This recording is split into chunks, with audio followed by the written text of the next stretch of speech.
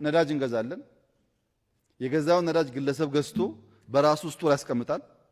በራሱ ማደያ የገዛን 100 በርሜል ነው።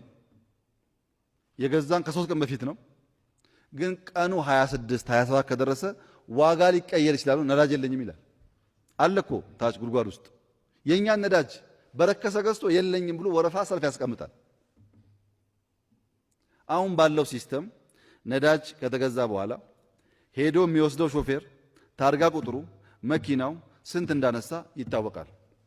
በጂፒኤስ ፎሎ እናደርጋለን። ካመጣ በኋላ የት እንዳራገፈው እናውቃለን። ይሄ ማደያ 100 በርሜል ወስዶ 10 ወይም 20 ከሸጠ እናውቃለን። አውቶሜትር ስለሆነ 90 በርሜል ይዞ የለኝም ካለ አውጣ ነዳጅ እንለዋለን። ከጀመርን እንደምታውቁት በጣም ጥቂት ወራት ነው 3% ቀንሶ